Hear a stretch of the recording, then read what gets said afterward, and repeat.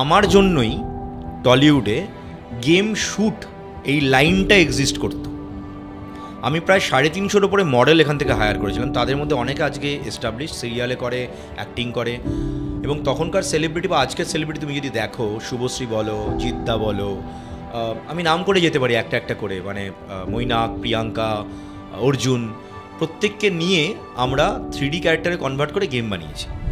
Fortunate বলো unfortunate বলো, এখানকার টলিউড ইন্ডাস্ট্রি ওই স্ট্রেংথটাকে বোঝেনি। সরি, কোট করতে পারে তারা আমাকে।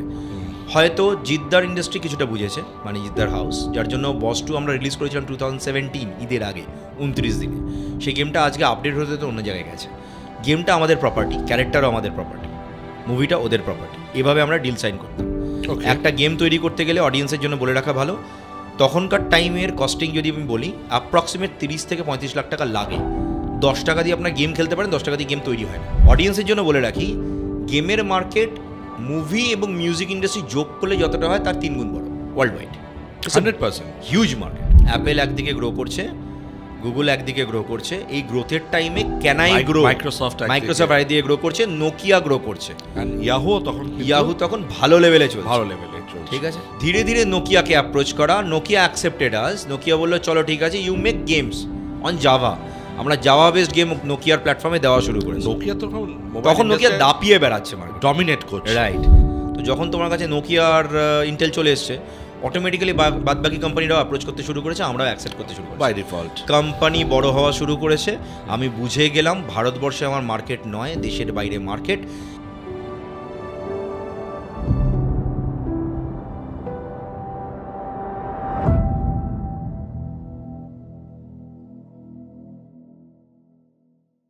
Welcome to my career my choice podcast.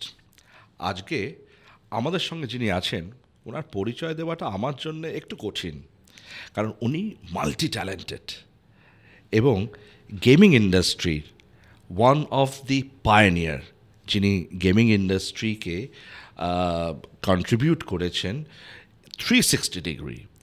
Welcome Arijit to my career my choice podcast. Thank you so much Abhishek. My career my choice পডকাস্টের মেন উদ্দেশ্য হলো যে আমরা নেক্সট জেনারেশনকে ইন্সপায়ার করতে চাই ইয়োর ক্যারিয়ার জার্নি দিয়ে, মানে তোমার ক্যারিয়ার জার্নি দিয়ে, তোমার যে ইন্সপিরেশনাল জার্নি আছে।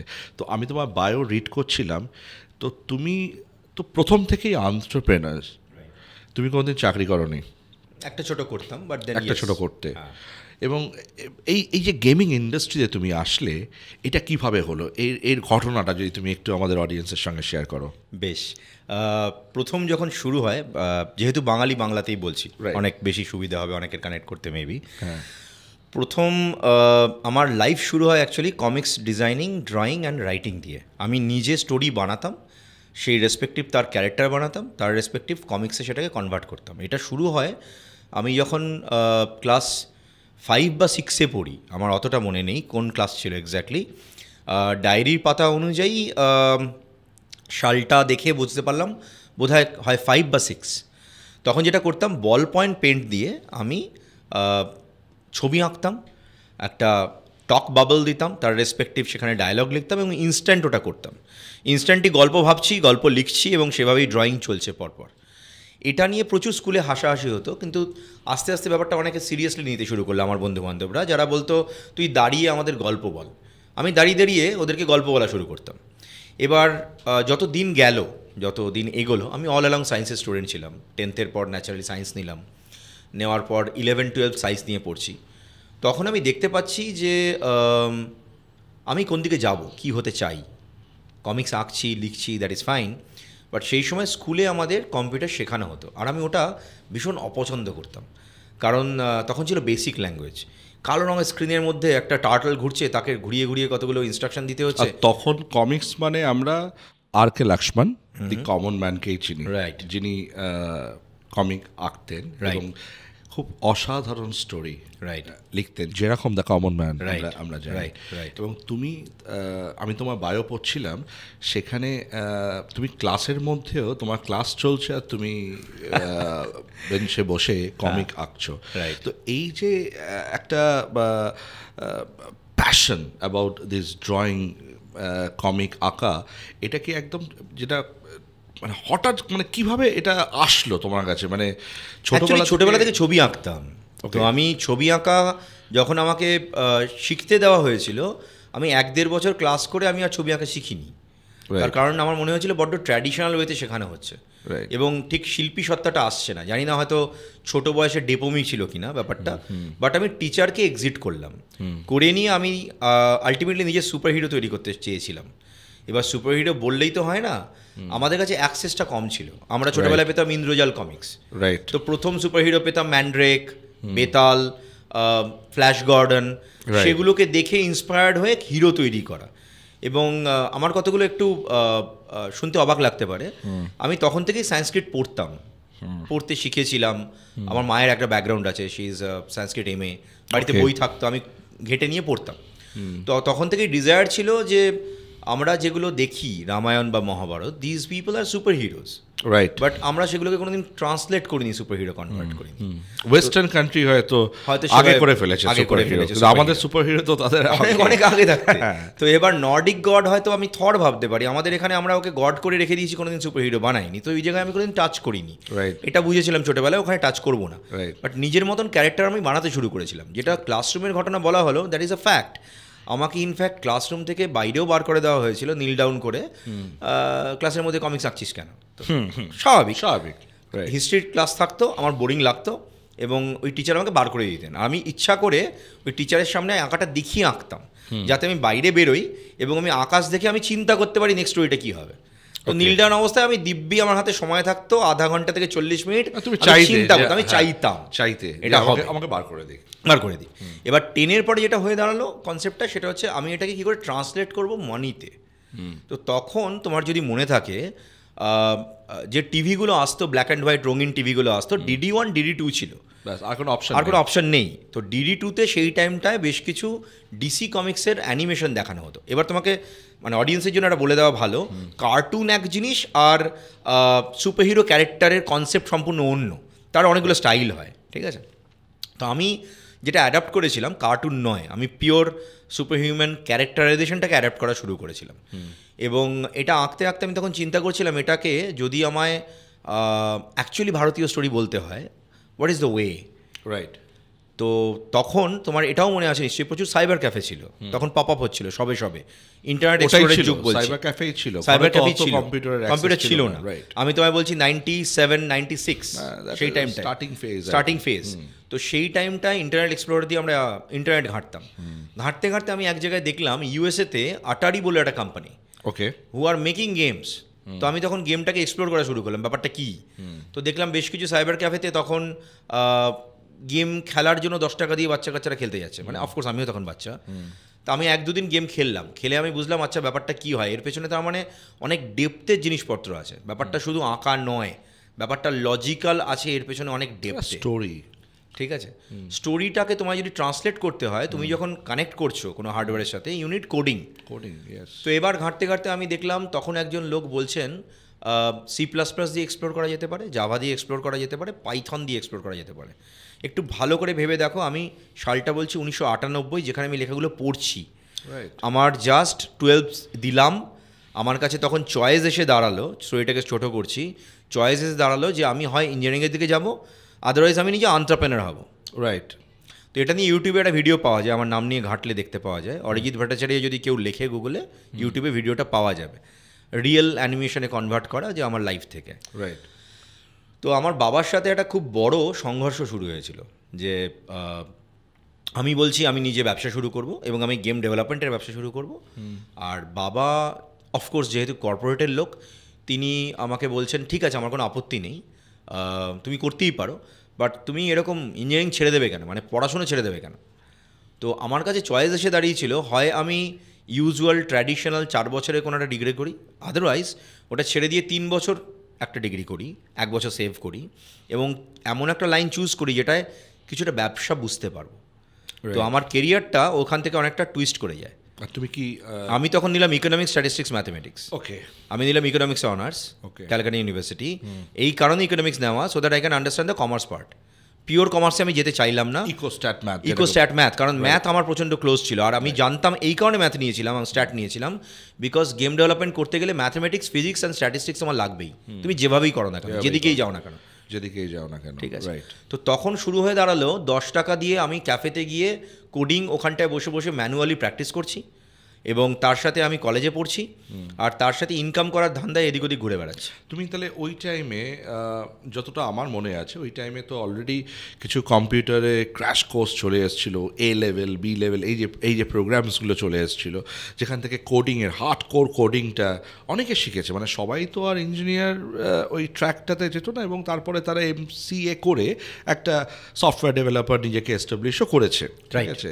তো ওই টাইমে তুমি যে ইকোস্ট্যাট ম্যাথসটা নিলে, আই আন্ডারস্ট্যান্ড যে তোমার ইন্টেনশন হচ্ছে to become a businessman, right, ঠিক আছে। মানে আর তার জন্য ইকোনমিক্স জানতে হবে, এবং ম্যাথস তো definitely is for coding, right. কোডিংয়ের ব্রেনটাকে তোমাকে শার্পেন করবে। কিন্তু ওই হার্ডকোর কোডিংয়ে তুমি গেলে না কেন, যেটা তুমি সাইবার ক্যাফেতে শিখছো? সাইবার ক্যাফেতে যেটা আমি করতাম সেটা আমি হার্ডকোর কোডিংই করতাম। আচ্ছা। কিন্তু আমি এই ধরনের কোর্স শিখতে গেছি, আমি খুব ওপেনলি তোমার পডকাস্টে কথা বলি, রাইট, ডেফিনেটলি। আদারওয়াইজ আমি যে কটা ইনস্টিটিউশনে গেছিলাম, যারা আমার সাথে কথা বলেছিল, I was not satisfied with their algorithm skill set. Okay. আমি কাঁচা বয়সে, আমার তখন বয়স বোধহয় 17, আমি এটুকু বুঝেছিলাম যেটা আমি অন্তত ইয়াহুতে পড়ছি, ওকে, যে লোকগুলো ইয়াহুতে লিখছে বা ইয়াহু নিউজ থেকে আমি দেখতে পাচ্ছি, রাইট, তার কাছাকাছি এখানকার ফ্যাকাল্টিরা কথা বলার জায়গায় নেই, সবে ডেভেলপ করছে। তখন আমি বাধ্য হয়েছিলাম, তুমি অনেক অ্যাডভান্সে চলে গেছিলে। হ্যাঁ, আমি অ্যাডভান্সে সরাসরি চলে গেছিলাম, যার ফলে ওই জায়গায় জয়েন করিনি। রাইট। এবং নিজে নিজে শিখতে শিখতে আমি তখন যেটা করলাম, টাকা কামানোর জন্য আমি চাঁদনি চক মার্কেটে পাইরেসি মার্কেট ঘুরতে শুরু করলাম। আচ্ছা। এবং তার সাথে হার্ডওয়্যার বিভিন্ন আছে, যেমন ধরো মাদারবোর্ড, CPU, মনিটর, তখন CRT মনিটর যুগ, সেগুলো ঘাঁটতে শুরু করলাম। এটার কারণটা তোমাকে আমি বলি। আমি তখন ডালহাউসি চত্বরে ঘুরছি বিভিন্ন অফিসে, বোঝার চেষ্টা করছি মার্কেটের ডিমান্ড কী আছে, ওকে, অ্যাকচুয়ালি কি চায়। যেটা বুঝলাম, গেম ডেভেলপমেন্ট এখানে কেউ বোঝে না, বাট মার্কেটে অ্যাসেম্বল করা কম্পিউটারের একটা ডিমান্ড আছে। ওকে। তো আমি ঘুরতে ঘুরতে একজন ফিল্ম প্রডিউসারের অফিসে ঢুকেছিলাম। ভদ্রলোকের নাম সিদ্ধার্থ পরাশর, কোম্পানির নাম হচ্ছে পপুলার ফিল্মস। ওনার সাথে যখন আমি কথা বলি, ইজ এ পাঞ্জাবি ফেলো, যখন কথা বলি উনি তখন বললেন, আর ইউ শিওর তুমি এটা করছো, মানে তুমি গেম ডেভেলপমেন্ট করছো, are you sure? He use to be a educated guy, like he is no more, I lost uncle from my life. তো উনি তখন বললেন, এটা যেটা করছো এটা এখানে বেঙ্গলে কেউ হয় না, ভাবে না। আমি বললাম, আঙ্কেল, আমি মানে সোজা আঙ্কেল হিসেবেই কথা বলে ফেলেছিলাম পরবর্তীকালে, অত তো বুঝতাম না তখন, কাঁচা বয়স, 17-18 এরকম বয়স। আমার টাকা ইনকাম করার দরকার, আমি যেভাবে চলছি সেটা হচ্ছে, আমি যেটা হাত খরচা মার কাছ থেকে পাই, 2 টাকা করে পেতাম, তার মধ্যে কিছু টাকা জমিয়ে আমি হয়তো খেতাম, কিছু টাকা জমিয়ে আমি হয়তো কমিক্স কিনতাম, রাইট। তো আমি কম্পিউটার অ্যাসেম্বল করতে পারি, আপনার অফিসে যদি দরকার হয় আপনি বলবেন। উনি বললেন, বেটা একটা কাজ কর, আমার তো এখন কম্পিউটারের দরকার নেই, বাট আমার বাড়িতে একটা পুরনো কম্পিউটার আছে, ওটা না কিছু ডিস্টার্ব হয়েছে, তুমি দেখে নিয়ে বলতে পারবে কী করে সারানো যায়। আমি ওনার বাড়িতে গেলাম, southern avenue, Debdoot towers, top floor, উঠলাম, ভেতরে ঢুকলাম, মেশিনটা দেখলাম, চেক করলাম, বুঝলাম কি প্রবলেম হয়েছে। ওনাকে বললাম, এরকম প্রবলেম হয়েছে, এত টাকা লাগবে। বললো, ঠিক আছে, এসে লাগিয়ে দাও। আমার কাছে তো পয়সা নেই এটা কেনার জন্য, আপনার প্র্যাকটিক্যালি যে র্যামটা আছে ওটা ডিস্টারবেন্স হয়েছে, এটাকে হয় আপনি সারান, নয় পাল্টালে কত লাগবে? আমি বললাম, এটা পাল্টালে এত টাকা লাগবে, সারাতে এত টাকা লাগবে, আমি সারাই না, সারাতে এরম লোক লাগে। ঠিক আছে, তো আমি তোমার একটা কাজ করছি, যত টাকা তুমি বলছো র্যামের, সেই দামটা তোমায় দিচ্ছি। আমি বললাম, আঙ্কেল, আমি এর থেকে প্রফিট নেব, 300 টাকা আমাকে প্রফিট দেবেন? বললো, ঠিক আছে। অলরেডি বিজনেস চলে এসেছে তোমার মধ্যে। হ্যাঁ, তো আমি 300 টাকা প্রফিট নিয়ে, হয়তো যাতায়াতের কিছু খরচা হয়েছিল বাসের, বাট দেন 300 টাকা প্রফিটে ওনাকে আমি র্যামটা লাগিয়ে দিয়েছিলাম। দেন উনি যেটা করলেন সেটা হচ্ছে, উনি আমাকে 2-4 জায়গায় রেফার করলেন, বললো এই দামে করিস না। উনি আমাকে ততদিনে তুই করে বলতে শুরু করেছেন, এই দামে করিস না, একটু কম দামে কর। সেটা থেকে আমি আরও এক্সপ্লোর করা শুরু করলাম। ওই দুটো লিড থেকে আমি বেশ কিছু ডালহাউসির অফিসে ঢুকে গেলাম, কারুর ওয়েবসাইট দরকার, কারুর একটা ছোট্ট কোনো সফটওয়্যার দরকার, কোনো জুতোর দোকানের হয়তো তার স্টক মেনটেন্সের সফটওয়্যার দরকার, এগুলো পিক আপ করা শুরু করতে শুরু করলাম। তখন দ্যাট ওয়াজ আ ক্রেজ, মানে।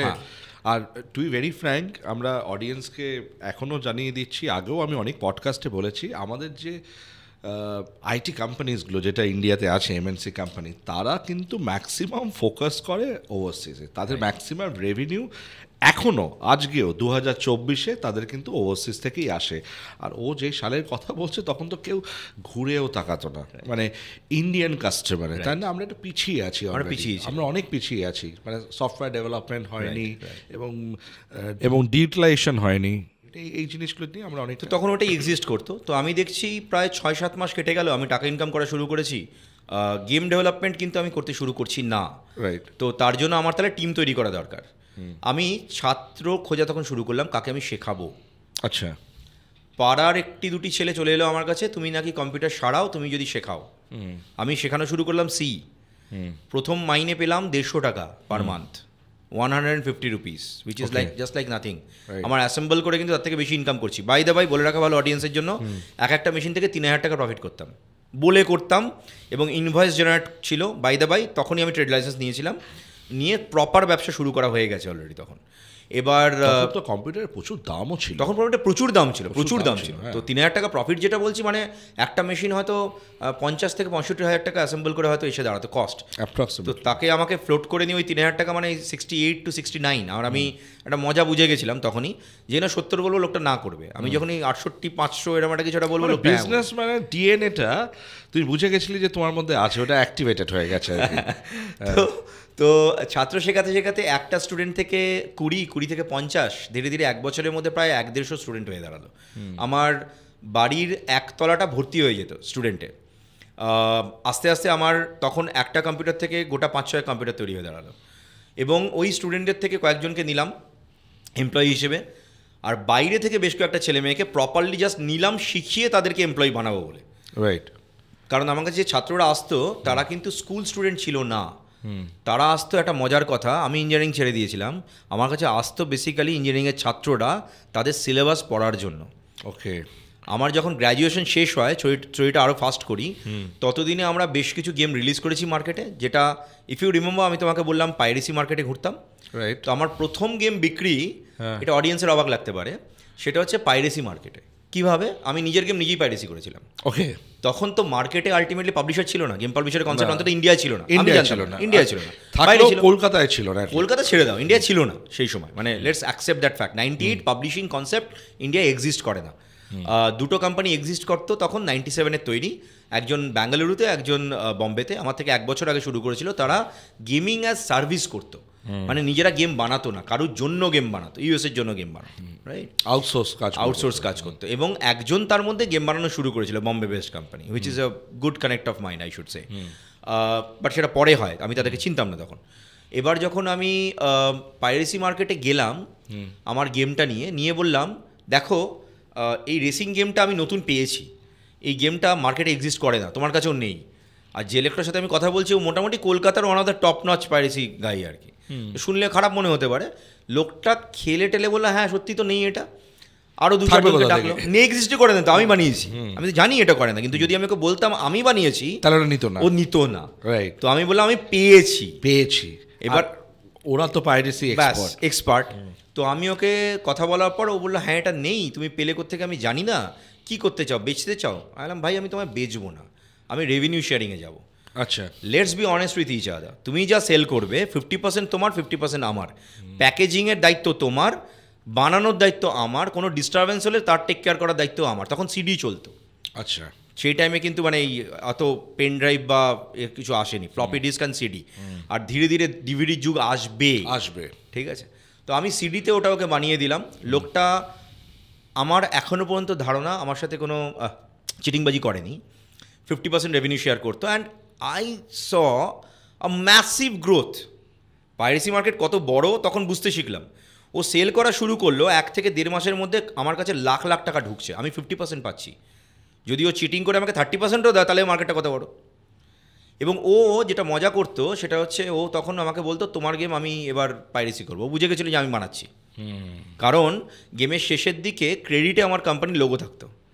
আর ও বেশ ভালো আমাকে স্টাডি করতো, আর আমি তখন বেশ ওর কাছে প্রথম মানে কোনো পাবলিশার কিংবা ম্যানুফ্যাকচারার গেম কেউ এলো এসে বলছে আমারটা পাইরেসি করো। তাহলে এটাও প্রথম পাইরেসি করলো না, অ্যাকচুয়ালিও পাইরেসি করলো না বিকজ ও কনসেন্ট পেয়ে গেল ফ্রম দি ডেভেলপার, রাইট, ঠিক আছে। তো এটা অসাধারণ, কেউই অ্যাকচুয়ালি কোনো ইলিগাল কাজ করলো না, হলো না কিন্তু মার্কেটের ওই পুরো গ্রুপটাকে আমি নিয়ে নিলাম, মানে দুজনেই ইউজ করলাম। ইন্টারেস্টিং। মানে নেক্সট গেম যখন আমরা রিলিজ করলাম, ও তখন বলছে why don't you make it as a brand, মানে ভার্চুয়াল ইনফোকমকে তুমি ব্র্যান্ড করছো না। আমি বললাম আমি জানি না এটা অ্যাকচুয়ালি আমি কোথায় গিয়ে কাকে অ্যাপ্রোচ করব। ও তখন আমাকে বললো দেখো আমরা যেভাবে করি তোমাকে বলতে কোনো বাধা নেই, আমরা তো বিদেশ থেকে অ্যাকচুয়ালি এগুলোকে নিয়ে আসি, তার একটা রুট আছে, ওই রুটটা আমি তোমায় বলে কোনো লাভ নেই, তুমি করতে পারবে না। বাট দেখো এরকম বড় বড় পাবলিশার আছে, তুমি কি এদের সাথে নিয়ে এগোবে? তো আমি 2-4 জনকে এক্সপ্লোর করা শুরু করলাম। পাবলিশারের মজা হচ্ছে তোমার অনেকটা সিনেমা রিলিজ করার মতন। অ্যাজিউম করো একটা ফিল্ম প্রডিউসার প্রডিউস করেছে, কেউ একজন ইনভেস্টার, তারা ইনভেস্ট করেছে, প্রডিউসারও কিছু টাকা দিয়েছে, অ্যান্ড তুমি ডিস্ট্রিবিউটার খুঁজছো, সিনেমা হলে চলবে, সিম্পল গল্প। গেমের মার্কেটটাও ঠিক সেরকম, বাট অডিয়েন্সের জন্য বলে রাখি, গেমের মার্কেট মুভি এবং মিউজিক ইন্ডাস্ট্রি যোগ করলে যতটা হয় তার 3 গুণ বড় ওয়ার্ল্ড ওয়াইড। 100% huge market, 100%। তো কিন্তু তখন আমি ওরকম এক্সপ্লোর করতে পারছিলাম না। তো আমি তখন ধীরে ধীরে চিন্তা করছি আমার গেমকে কী করে বাঁচানো যায়, কী করে আরও ব্যবসাটা বড় করা যায়। ধীরে ধীরে আমার ইনস্টিটিউশনে ফ্র্যাঞ্চাইজি দিতে শুরু করেছি। আমার ইনস্টিটিউশন আস্তে আস্তে 500 স্টুডেন্ট হয়ে গেছে, ফ্যাকাল্টি রয়েছে। ততদিনে গ্র্যাজুয়েশন শেষ হয়েছে, আমি মাস্টার ডিগ্রি পড়তে শুরু করেছি। বাই দ্য ওয়ে আমি MCA করেছিলাম, রাইট, কারণ আমার বাবা যেগুলো বলেছিল এটা করতে হবে, ওইটা দেয়ালে লেখা ছিল, টিক মার্ক দেওয়া হতো আর কি। আমি দেন ওই টাইমে মাইক্রোসফটের এক্সাম পাস করতাম, সিসকোর পড়তাম, এগুলো করতাম ধীরে ধীরে। ছিল সার্টিফিকেট কোর্স যেগুলো ছিল, ওটা 1 বছর ভ্যালিড থাকে। তো এই জিনিসগুলো করছিলাম নিজের নলেজটাকে এনহ্যান্স করার জন্য। সেইটা করতে করতে আস্তে আস্তে আমরা নিজেদের ইকোসিস্টেম বানানো শুরু করলাম। এবং তোমার নিশ্চয়ই মনে আছে গুগল ততদিনে ইন্ডিয়ায় পপুলার হয়েছে, 100%। আমি সার্চ ইঞ্জিনকে খুব ভালোভাবে ইউজ করতে শুরু করলাম। আস্তে আস্তে আমি এটা বুঝতে পারলাম যে মার্কেটটা কোন দিকে যাচ্ছে। অ্যাপেল একদিকে গ্রো করছে, গুগল একদিকে গ্রো করছে, এই গ্রোথের টাইমে ক্যানাই গ্রো, মাইক্রোসফট একদিকে গ্রো করছে, নোকিয়া গ্রো করছে, ইয়াহু তখন ভালো লেভেলে চলছে, ঠিক আছে। সেই টাইমে আমরা ইয়াহু গেমস, ধীরে ধীরে নোকিয়াকে অ্যাপ্রোচ করা, নোকিয়া অ্যাকসেপ্টেড আস। নোকিয়া বললো চলো ঠিক আছে, you make games on Java. আমরা জাভা বেসড গেম নোকিয়ার প্ল্যাটফর্মে দেওয়া শুরু করেছি। তখন নোকিয়া দাপিয়ে বেড়াচ্ছে, মার্কেট ডমিনেট করছে, রাইট। সেই সময় মার্কেট কেউ নেই যে ওর যে বন্ধ হয়ে যাবে, কেউ ভাবে সাবস্টিটিউট করে দেবে, রাইট। সেটার পরবর্তীকালে আমাদের সাথে কথাবার্তা হয় ইন্টেল নিজেই আমাদের অ্যাপ্রোচ করে যে তোমরা কেন সফটওয়্যার ডেভেলপমেন্ট পার্টনার হচ্ছ না। So we became Intel software development partner. এবার একটা কথা মাথায় রাখবে, বাঙালিদের জন্য বলছি, তেলা মাথায় তেল দিতে পরবর্তীকালে অনেকে আসে। তো যখন তোমার কাছে নোকিয়া আর ইন্টেল চলে এসছে, অটোমেটিক্যালি বাদবাকি কোম্পানিরাও অ্যাপ্রোচ করতে শুরু করেছে, আমরাও অ্যাকসেপ্ট করতে শুরু করেছি। বাই ডিফল্ট কোম্পানি বড় হওয়া শুরু করেছে। আমি বুঝে গেলাম ভারতবর্ষে আমার মার্কেট নয়, দেশের বাইরে মার্কেট এক্সপ্লোর করা শুরু করলাম বহু আগে। তখন হয়তো লোকজন, মানে আমি যে জায়গা থেকে বিলং করি, অডিয়েন্সের জন্য আমি থাকি আগরপাড়ায়, একটু টাইম দাও আমাকে। আগরপাড়া এমন একটা জায়গা যেটা বেলঘড়িয়া সোদপুরের মাঝামাঝি, কোনো ওভারব্রিজ নেই, যাতায়াতের জন্য তোমার একমাত্র ট্রেন আছে, আদারওয়াইজ তোমাকে ওলা উবের করে যেতে হবে। উবের বুক করলে তোমাকে 15 মিনিট বসে থাকতে হয়, আজও টিল ডেট। তো তখনকার কী অবস্থা ছিল বুঝতেই পারছো। সেই জায়গা থেকে দেশের বাইরে যাওয়া ভাবাটা খুব ডিফিকাল্ট, মেন্টালি এটা অ্যাকসেপ্ট করাটা খুব ডিফিকাল্ট। কিন্তু আমার ট্রিপ যেটা শুরু হলো সেটা হচ্ছে দেশের বাইরেই শুরু হলো। আমি প্রথম কান্ট্রিতে গেছিলাম অ্যাজ আ কনসালটেন্ট, ভুটান। সেটাকে আমি বাইরে ট্রাভেল আমি বলি না, ওটা পাশের কান্ট্রি। কিন্তু তুমি যদি দূরের কান্ট্রি বলো, তখন আমি গেছিলাম সাউথ কোরিয়া। ওকে, সাউথ কোরিয়া আমি একটা লিড পেয়েছিলাম যে ওখানে গেমিং তখন বুমিং হচ্ছে, গ্রো করছে, রাইট। আর আমি এমন একটা লোক, আমি জেনারেলি যদি আমার মনে হয় এটা আমি করতে পারবো, আমি সাধারণত পিছাই না, আমি খুব জেদি, ঠিক আছে। এটাই তো একটা বিজনেসম্যানের কোয়ালিটি। তো আমার যে দেশে গেলে আমি ওখানে যাব, ভিসা পাওয়া বেশ ডিফিকাল্ট। তো সেভাবে আমি এক্সপ্লোর করলাম কী করে ভিসা পাওয়া যায়, কথাবার্তা বললাম, ট্রাভেল এজেন্ট জানতাম না, চিনতাম না, এখানে কেউ ওইভাবে হেল্প করতে পারতো না। বাট ওই টাইমটায় তোমাকে একটা কথা বলি অভিষেক, ওই টাইমটায় আমি দিল্লি বম্বে কিন্তু প্রচুর ট্রাভেল করছিলাম। তো দিল্লিতে আমি একটা লিঙ্ক থেকে এক্সপ্লোর করে জানতে পারলাম দিল্লির ট্রাভেল এজেন্টরা এটা করে দেয়। তখন বিজনেস ভিসায় যাইনি, আমি নর্মাল ভিসায় আমি সাউথ কোরিয়া গেছিলাম। এক্সপ্লোর করে নিয়ে দেখতে পেলাম this is my market, bloody hell, it's gonna rock like anything. এবং আমাকে প্রচুর হেল্প করেছিল ইন্টেলের লোকেরা। মানে I am thankful to all this people, যাদের জন্য আমরা হয়তো ডেভেলপ করছি। আপনারা অনেকে জানেন কিনা জানি না, আল্ট্রাবুকের অর্ধেকের বেশি কাজ আমরা তখন করতাম, গেম বানাতাম। আল্ট্রাবুক তখন এক্সিস্টই করতো না মার্কেটে। মানে আমার কাছে এখনও যে ল্যাপটপগুলো আছে, এখানে উকো দিয়ে ইন্টেল লেখা, ওগুলো মার্কেটেবল নয়, দিজ আর ডেভেলপার ডিভাইস। ওকে, গল্প বলতে গেলে তোমায় কত বলবো, মানে কাস্টমস আমাকে আটকে ছিল লেপটপটা এসছে কেন, দেয়ার আর লট অফ রিজনস। আমি বললাম research and development, because that was the registration, that was the purpose. তো অনেক আমাকে বোঝাতে হয়েছিল কি R&D করি, কেন করি, সিমুলেশন ওটার নাম বোঝেনি, টাচ স্ক্রিন এক্সিস্ট করতো না, আমি বলছি টাচ স্ক্রিনের উপরে আমরা কোডিং করবো। So people started asking us and they use to tell me এই লোকটা ঢপ মারছে, মিথ্যা কথা বলছে, ফেক লোক, এটা আমি শুনতে হতো।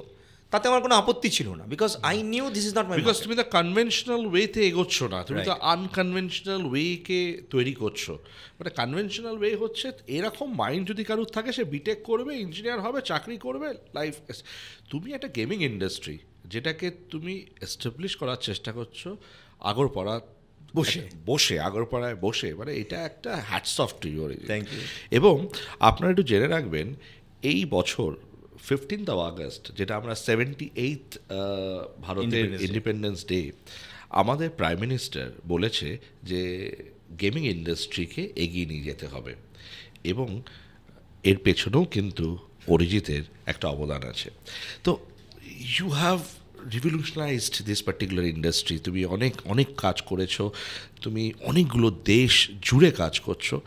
তো এই যে তোমার জার্নিটা started from a childhood dream, কিংবা তুমি বলতে পারো একটা প্যাশন থেকে স্টার্ট হয়েছে, এই যে এতটা তুমি যে এখন আসলে, এই যে এন্টারপ্রেনিউরিয়াল জার্নি, আর তুমি তো স্টার্ট আপ মেন্টরিং করো, ঠিক আছে, এবং 2014 পর আমরা দেখেছি স্টার্ট আপ ওয়েভ এসছে ভারতবর্ষে, ঠিক আছে, এবং তারপরে যত ওয়েভ এসছে তার থেকে বেশি আবার স্টার্ট আপ কিন্তু বন্ধ হয়ে গেছে, ঠিক আছে।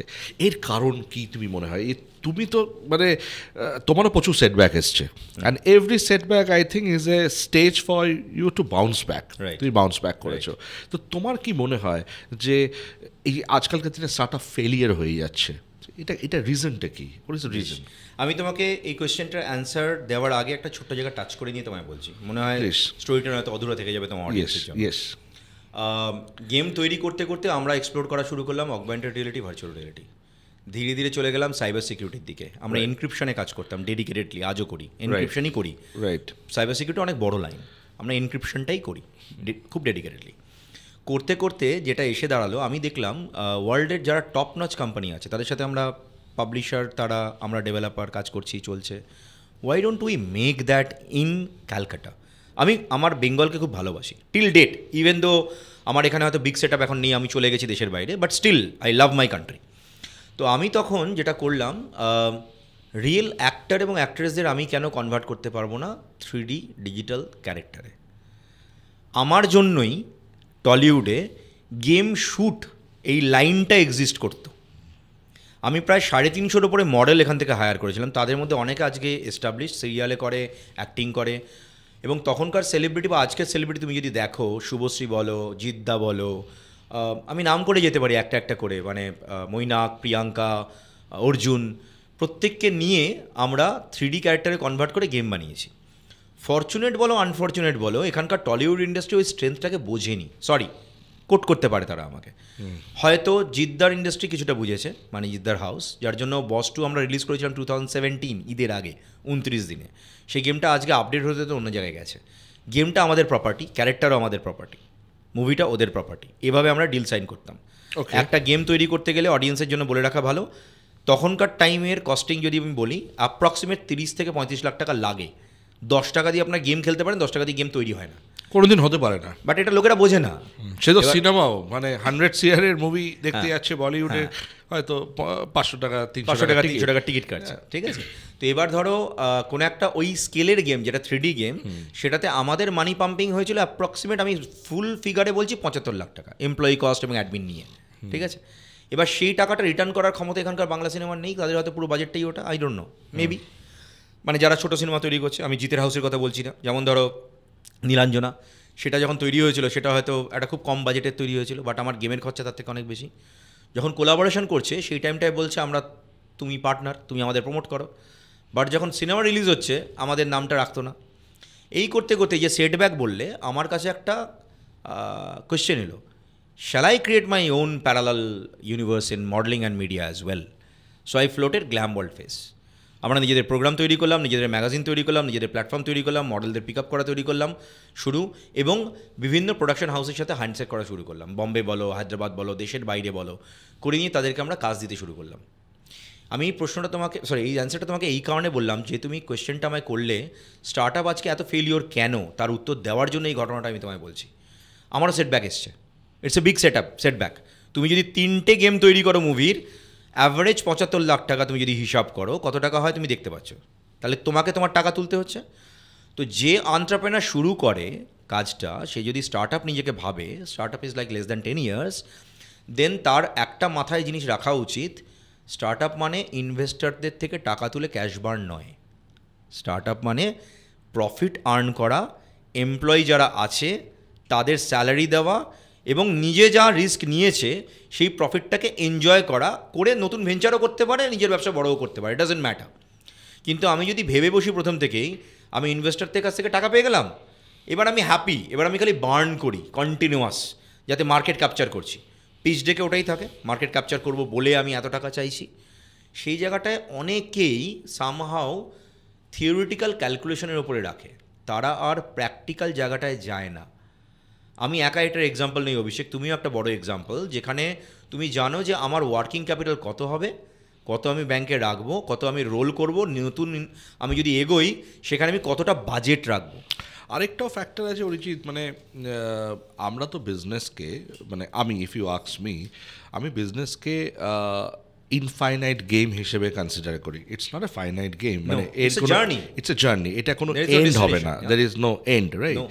কিন্তু আমাদেরকে যদি বিজনেসটাকে কন্টিনিউয়েশনে নিয়ে যেতে হয়, we have to understand that we have to continue the journey, এটা থামা যাবে না, এবং এই চলতে চলতেই তোমাকে পেট্রোল আনতে হবে, রাইট? মানে এ এমন একটা গাড়ি, যেই গাড়ি তোমার একটা নিজেরও পডকাস্ট রাইডিং টাইগার, ঠিক আছে, মানে এই একই কনসেপ্ট, মানে if you want to become an entrepreneur you are sitting top of a tiger, ঠিক আছে, এবার তুমি আর নামতে পারবে না, রাইট? ঠিক আছে, নামলেই খেয়ে you have to keep fitting it, ঠিক আছে। যখন স্টার্ট আপ হয়, এটা অ্যাকচুয়ালি এটা আমাকে কোট করতে বলা হয়েছিল, so explain it in such a way, যখন ওটা খুব ছোট্ট একটা বাচ্চা, ওটা একটা কাব বেবি টাইগার, তখন ওকে আমি দুধ খাওয়াচ্ছি, ফিডিং করছি, রাইট? এবার আমার ইন্টেনশন এটা একদিন বড় হবে, এর পিঠে আমি চাপবো, রাইট? এটা বেশ একটা রাজকীয় ব্যাপার, এটাই সব বিজনেসম্যান স্টার্টআপ ফাউন্ডার্সদের ইন্টেনশন থাকে, আমি এর পিঠে চাপবো। এবার পিঠে চাপার পর তো এবার মাংস খায়, ফিডিংটাও তো চাই ওকে, কি করে? না শুধু সেটা না, এটা তো এবার মাংস খায়, ফিডিংটা তো মাংস চায়। এবার তুমি যদি থেমে যাও, ও যদি ক্ষুধার্ত থাকে, তোমায় কামড়াবে, তাহলে তুমি ব্যবসা শুরু করলে তুমি কোনোদিন ওকে রাইড করা থামাতে পারবে না, তোমাকে কন্টিনিউয়াস ওকে মিট খাইয়ে যেতে হবে। আমি এক্স্যাক্টলি মিটই বলছি, কারণ দুধ খায় না। দুটোর পার্থক্য কি? যখন দুধ খাচ্ছিল তুমি সিড ক্যাপিটাল দিচ্ছিলে, এখন মিট মানে হচ্ছে তুমি অনেক কিছু দিচ্ছ ওকে, সিরিজ এ বি সি, মিটেরও ক্যাটাগরিজে চলে গেছে, right? So different type of investment তোমাকে এখন পাম্পিং করতে হচ্ছে, অপারেশনাল কস্ট, ওয়ার্কিং ক্যাপিটাল, না হলে গেল বন্ধ করে দেবে, তোমায় খাবে। So you have only one choice, either যে রাইড করছে সে মরে যাবে, আদারওয়াইজ যাকে রাইড করছে সে মরে যাবে।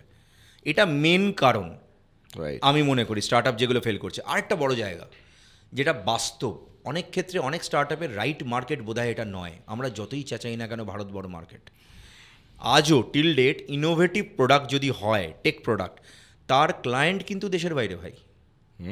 যারা টাকা দেয়, ইভেন আমার ব্যবসাতেও যারা টাকা দেয় তারা দেশের বাইরে। কারণ এখানে তুমি একটা কাস্টমারকে কনভিন্স করে তুলতে যা সময় লাগবে, তুমি বেশি দূর লাগবে না, তুমি একটা ফ্লাই করে 6 ঘন্টার ডিস্টেন্সে তুমি যেখানে যাবে, যে কোনো দেশে তুমি ল্যান্ড করো, তুমি দেখবে তার অর্ধেকের বেশি কম সময়ে তুমি একটা লোকে কনভিন্স করিয়ে তুমি কাজ তুলে নিচ্ছ। অ্যাবসলিউটলি। আর তারা তোমাকে হ্যাপিলি পে করছে, because they understand what you worth. একটা লোক সেটাই জানে না যে আমার কত টাকা চাওয়া উচিত, রাইট? আরেকটা বড় কারণ আমার যেটা মনে হয় স্টার্ট আপ ফেল করার, রাইট কাইন্ড অফ টিম। এটা তো একদম 100%। মানে আমার কাছেও যখন স্টার্ট আপরা আসে মেন্টরিংয়ের জন্য, আমি বলি ওদের প্রথম কোশ্চেন, স্যার ফান্ড কী করে রেজ করবো? That is their major concern. Sir টাকাটা কে দেবে? আপনি একটা আমাকে ভিসি দিয়ে দিন, একটা অ্যাঞ্জেল ইনভেস্টার্স জোগাড় করে দিন। কিন্তু what they don't understand that আজকের দিনে বিজনেসের টাকাটা ফ্যাক্টর নয়। Difficult part of the business is how you are managing your people. Yes. And এই সময় যেখানে একটা সোশ্যাল মিডিয়া অলরেডি একটা মানুষের মাথাটাকে খেয়ে ফেলেছে, ঠিক আছে, একসাথে এখন প্রত্যেকটা মানুষ ওভারনাইট সাকসেস চায়, তারা মনে করছে যে ঠিক আছে আজকে আমি না একটা কিছু একটা করি, তাহলে আমার কাছে একটা আর্নিং চলে আসবে। তো পিপল আর ডিফোকাস রাইট নাও। অভিষেক, হাইপ ওভারনাইট হয়, সাকসেস কি ওভারনাইট হয়? না, হয় না। It's difficult. আর সাকসেস তো is also an infinite game. It's also infinite game. কারো কাছে সাকসেস হয়তো গাছের তলায় বসে হাওয়া খাওয়া, ওটাই success, because they don't get time, like I don't get time, you don't get time. আমাদের কাছে ওটাই রিল্যাক্সেশন হয়তো, যে কোনো আমার মনে হয় যে কেউ যদি আমার ফোনটা চুরি করে নেয়, ঠিক আছে, ওটাই আমার জীবনের সব থেকে বড় সাকসেস হবে। আমি একটু ফ্রি থাকতে পারবো, ঠিক আছে। তো এটা ডিফারেন্ট ডেফিনেশন লোকের কাছে আসে। তো অরিজিৎ, তোমার এই জার্নি, মানে তোমাকে জাস্ট একটা ক্লু যদি দিতে পারি, মানে সরি টু প্লিজ। আমি তার পরবর্তীকালে একটা ইনকিউবেশন সেন্টার খুলি, মানে ইনকিউবেশন সেন্টার ভার্চুয়াল খুলি, এন্টারপ্রেনার ফেস। রাইট। ইভেনচুয়ালি আমরা যেটা করা শুরু করি, স্টার্টআপদের জন্য পিচ ডেক তৈরি করা এবং বিজনেস প্ল্যান তৈরি করা। রাইট। ধীরে ধীরে আমার কাছে ডিমান্ড এসে দাঁড়ায়, আমি সালটা বলছি তোমাকে 2014-15-16, ডিমান্ড আসতে শুরু করে, can you get us some VC, can you get us some funding. আমি বুঝতে পারি দেয়ার ইজ এ গ্যাপ। তো তখন থেকে আমি দেশের বাইরে আমার যারা HNI ছিল তারা আস্তে আস্তে বন্ধু হয়ে গেল। বাইরে ভাই বলে রাখা ভালো, আমার প্রচুর ক্লায়েন্ট আস্তে আস্তে আমার বন্ধু হয়ে গেল। মানে এটা কিন্তু অনেক ভাগ্য যে ক্লায়েন্ট তোমার বন্ধু হয়ে যাচ্ছে এবং তারা রিপিট ক্লায়েন্ট, সে তোমায় আর ছাড়ছে না এবং ফ্রেন্ড হয়ে গেছে। কোনো কিছু হলে একটা ফোন কল, অরিজিৎ, মানে সেটা হয়তো আমাদের কাজই নয়, বাট ফোন কল, আর আমাকে এটা রিসিভ করে আমি হয়তো সেটা সলভ করছি। দের ইজ নো রিজন, কোনো মনিটাইজেশন নেই, কিচ্ছু নেই। তাদেরকে আমি বলতে শুরু করলাম, I am going to float a angel syndicate, not VC fund. Okay, তুমি কি এঞ্জেল সিন্ডিকেটের থ্রু দিয়ে আমার, so you want to use the word syndicate. তো it's a very powerful word. তুমি তার মানে মার্কেটে একটা মানে একটা নোশন আনতে চাইছো যে এইটা আমাদের একটা কার্টেল চলবে, syndicate, we are going to dominate the market, মানে ওকে।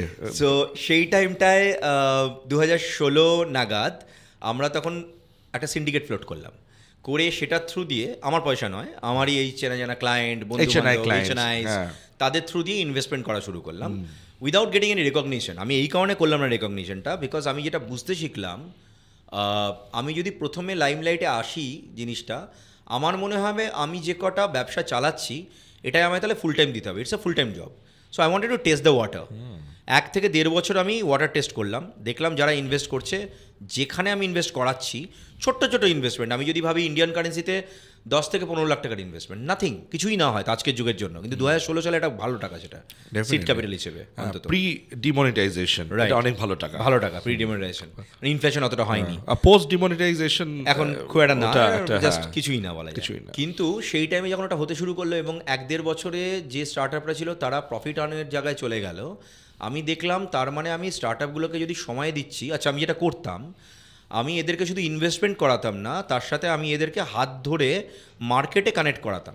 ওকে, কারোর হয়তো কোনো জায়গায় একটা ডিমান্ড আছে, কোনো ক্লায়েন্টের কোনো ডিমান্ড আছে, সেটা হয়তো আমি করব না বা কোনো অন্য কোম্পানি করবে না, আমি স্টার্টআপটাকে দিয়ে দিতাম। ওকে, ওর যদি ক্যাপাসিটি থাকতো, ওকে, সে লেস কস্টলি করে দিত, যার ফলে যে ক্লায়েন্ট ছিল তার কাছে একটা লেস কস্টলি কোনো একটা জায়গা চলে এলো। সেখানে আমি কিন্তু স্যাক্রিফাইস করছি, আমি কিন্তু আমার কোম্পানিতে নিচ্ছি না কিছু ক্ষেত্রে। You believe the philosophy of give us gain. একদম তাই, একদম তাই। এই করতে করতে মার্কেটে একটা গুড উইলও তৈরি হয় তোমার, এবং তুমি একটা মেন্টাল স্যাটিসফ্যাকশনও পাও। তো সেটা করতে করতেই তোমার সাথে আমার আলাপ ওই টাইমটাতেই, যখন আমরা দুজনে মিলে একটা অদ্ভুত জিনিস তৈরি করেছিলাম। আপনারা যারা জানেন না, আমি এখনও টিল ডেট প্যাশনেট, তো আমি বলবো, বাঙালি গ্রুপ করে ব্যবসার গ্রুপ তৈরি করা। বোধহয় আমি, এই শর্মা এবং আরও কয়েকজন আমরা এখানে শুরু করেছিলাম, তার মধ্যে অনেকেই এখন নাম। আমরা শুরু করেছিলাম বং এন্টারপ্রেনার, ওটা এখন আর এক্সিস্ট করে না, আমরা ট্রাস্ট বানিয়েছিলাম সেটার। তারপর সেটা থেকে ভেঙে গিয়ে পরবর্তীকালে আরও অনেকে অনেক কিছু তৈরি করেছিল, সেই দুঃখে আমরা তখন বন্ধ করে দিলাম যে বাঙালি আমরা এক কাটটা করতে চাইছি, তার জায়গায় আবার সবাই ভাগাভাগি হয়ে যাচ্ছে। তো coming back to that story, তার পরবর্তীকালে আমি কোভিডের ঠিক আগে 2018-তে আমার পডকাস্ট চালু করি, রাইডিং টাইগার উইথ অরিজিৎ। করতে করতে মাথায় চিন্তা আসে, আমি যদি পডকাস্ট করি, can I start something which is basically bringing people under one umbrella, যেটা আমি চারদিকে করে বেড়াচ্ছি অটোমেটিক্যালি, কোনো ব্র্যান্ডিং করিনি। Can I make this Angel syndicate in a formed structured accelerator, right, business accelerator. আমি এবং আমার এক বন্ধু মিলে অস্ট্রেলিয়া সিডনিতে আমরা কোম্পানি ফ্লোট করলাম, Coinnovate ventures PTY LTD. Okay, that became a accelerator, business accelerator cum fund. Okay, slowly আমরা, মানে আমি ফ্লোট করলাম ওয়ার্ল্ড লিডার সামিট কোভিডের ঠিক আগে, কোভিড তখন আসছে, মানে কোভিড কেউ জানতো না আসবে। World leader summit is a very well known, এখন তো খুব বিশাল, এখন বিশাল হয়ে গেছে, বিশাল হয়ে গেছে। যখন শুরু করেছিলাম 50টা কান্ট্রি দিয়ে শুরু করেছিলাম, ওয়ান শট ওয়ান গো। কিন্তু যখন ইভেন্ট এন্ড হতে থাকলো আমার কাছে 90টা কান্ট্রি চলে এসেছিল। পরের বছর 92 কান্ট্রি হলো। আজকের ডেটে আমাদের কাছে 99টা কান্ট্রির চ্যাপ্টার ওপেন্ড। আমাদের কাছে আজকে যে কোনো ইউনিভার্সিটি বা কোনো গভর্নমেন্ট বা মিনিস্ট্রি বলে please come to our country and bring your people in. আমরা কি করি, আমাদের একটা ট্র্যাক যেখানে B2B হয়, মানে আমরা বিজনেসম্যানকে নিয়ে যাই ওখানকার ব্যবসায়ীর সাথে কোলাবোরেট করে নিয়ে ব্যবসা করার জন্য, হ্যান্ড হোল্ডিং করাই। সেকেন্ড যেটা আমরা করি সেটা হচ্ছে এটাকে বলা ইনভেস্টর রাউন্ড টেবল। যারা ফান্ডিং চায় তাদেরকে ইনভেস্টরদের সামনে ফেলে দিই এবং তাদের মেন্টারিংও করি। It's a chargeable thing for mentoring. If you don't need mentoring you go, if you are filtered out you go and pitch. Then আরেকটা যেটা থার্ড চলে সেটা হচ্ছে ইউজুয়াল স্পিক, মানে নর্মাল যেরকমভাবে স্পিচ দেয় লোকজন সেই স্পিচটা, এবং তার রেসপেক্টিভ যেরকম প্যানেল ডিসকাশন হয় সেটা। তো সেরকমভাবে আমার ওয়ার্ল্ড লিডার সামিটে US প্রেসিডেন্টের শেফও এসছে, ওয়ার্ল্ড কাপ ফুটবল প্লেয়ারও এসছে ক্রেগ জনস্টন, নাইকির যে পেটেন্ট হোল্ডার সেও এসছে, বড় বড় শেফও এসছে, গাদার এন্টারপ্রেনার এসছে, ভাইস প্রেসিডেন্ট অফ সাম কান্ট্রিও এসছে। অরিজিৎ, তুমিও বাঙালি, আমিও বাঙালি, আমরা ব্যবসা করতে শুরু করেছি আমাদের প্যাশন থেকে, এবং একটা কথা সবসময় আমরা শুনি, বাঙালি ব্যবসা করবে, মানে বাঙালিদের ব্যবসা হয় নাকি, বাঙালি কি ব্যবসা করতে পারে? কিন্তু বাঙালি কি মানুষ নয় যে ব্যবসা করতে পারে না? তো এই নোশনটা তুমি তো ভেঙে দিয়েছো, ঠিক আছে, এবং তুমি একটা নিজেকে এস্টাবলিশ করে ফেলেছো, 99টা দেশের সঙ্গে কানেক্টিভিটি এস্টাবলিশ করেছো, লিডার্সদের সঙ্গে কানেক্টিভিটি এস্টাবলিশ করেছো। এই নেক্সট প্রজন্মকে যারা এন্টারপ্রেনার হতে চায় এবং বাঙালি এন্টারপ্রেনার, ঠিক আছে, তাদেরকে কি অ্যাডভাইস দেবে? ওয়ান লাইন অফ অ্যাডভাইস কি বলবে তাদেরকে? শির দেওয়াটা স্ট্রং করো, আর কিছু জীবনে লাগে না। স্ট্রং স্পাইন থাকলে তুমি প্রথম দিকে তোমার হয়তো একটু কষ্ট হবে, পরবর্তীকালে তুমি এতটাই বড় হবে তোমার শির দ্বারাটার ওপর ডিপেন্ড করে দেখবে অনেকগুলো আরও লোক ওঠার চেষ্টা করছে। উঠতে দাও, কোনো প্রবলেম নেই, উঠতে দাও। তুমি যখনই ভাববে একে নামিয়ে দিচ্ছ তার মানে তুমি তোমার শির দ্বারাটা বেন্ড করছো। ডোন্ট বেন্ড ইট। আর তুমি যেটা বললে একটা ইনসিকিউরিটিতে এটা না থাকাটা, এটা একটা সবথেকে মানে ক্যারেক্টারিস্টিক্স একটা এন্টারপ্রেনার হওয়া উচিত। ডোন্ট বি ইনসিকিউরড, মানে তোমার থেকে মনে হচ্ছে ও আমার থেকে কিছু নিয়ে নিচ্ছে, কেউ কারুর কিসমত নিতে পারবে না। তুমি তোমার কিসমতে জীবনযাপন করবে, অন্যরা অন্যদের কিসমতে করবে। অরিজিৎ, আমরা একদম এন্ডে চলে এসেছি my career my choice podcast. এটা তুমি জানো আমি একটা বই লিখেছি, my career my choice podcast, এবং এই বইটা লেখার পেছনে কারণটা হচ্ছে 2022 সালে I lost my father and then I realized that in life, right, আমাদের কাছে অনেক চয়েস থাকে, কিন্তু কোনটা কারেক্ট চয়েস হবে সেটা আমরা হয়তো এই মোমেন্টে বুঝতে পারি না, তার রিয়াকশানটা আমরা ফিউচারে গিয়ে পাই যদি কিছু ভুল পদক্ষেপ নিই জীবনে। তাই জন্যেই তোমাদের মতন ব্যক্তিত্বদের নিয়ে আসছি, এবং তোমাদের লাইফ জার্নিটা আমি আমাদের অডিয়েন্সের কাছে তুলে ধরছি, so that they understand the what is right choice for them and what is bad choice for them. আমি শেষ করার আগে একটা ছোট্ট জিনিস বলি, আমরা অ্যাকচুয়ালি ভারতবর্ষের নমস্কারটা কেন করি?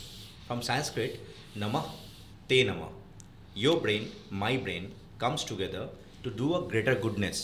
আমরা কিন্তু আলটিমেটলি নমস্কার করতে ভুলে গেছি, ভুলে গিয়ে আমরা হয়তো অন্য কালচারকে বিলিভ করি, বাট এখানে যে ডেপথ আছে সেটাতে গেম খেলতে হবে না। গেম হচ্ছে অ্যাকচুয়ালি একটা ওয়ে যেটা দিয়ে আমরা এটা শেখাই, বাট যদি মনে করছেন যে শিক্ষা নেবেন এখান থেকে, আমার মনে হয় প্রচুর জিনিস শেখার রয়েছে।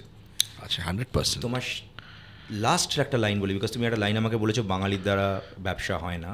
আমি বলিনি, মানে লোকে বলে it's a notion. Right. Actually নোশনটা কেন তৈরি হয়েছে অভিষেক, হয়তো আমি শেষে এভাবে বেকার এটাকে টানলাম, আই এম সো সরি। না, নিশ্চয়ই। প্রিন্স দ্বারকানাথ ঠাকুর ইস্ট ইন্ডিয়া কোম্পানিকে ধার দিতেন, 5টার বেশি স্টক মার্কেট এনলিস্টেড কোম্পানি। আমার আর বেশি কি বলতে হবে বাঙালি ব্যবসা করে কি করে না? আরেকটাও তোমাকে তথ্য দিই, আমি লাস্ট মান্থে আই ওয়াজ ইন ব্যাংককের একটা খুব বিখ্যাত ইউনিভার্সিটি আছে, Chulalongkorn university, very famous university. সেই ইউনিভার্সিটিতে one of the investor was Netaji Subhas Chandra Bose. Oh wow, যার জন্য ওরা নিজেকে খুব সম্মান করে। তো বাঙালির দ্বারা ব্যবসা হবে না এইটা মানে বাঙালিরাই বলতে পারে, ঠিক আছে? হ্যাঁ, আর কেউ বলতে পারবে না। Thank you Arijit, thank you.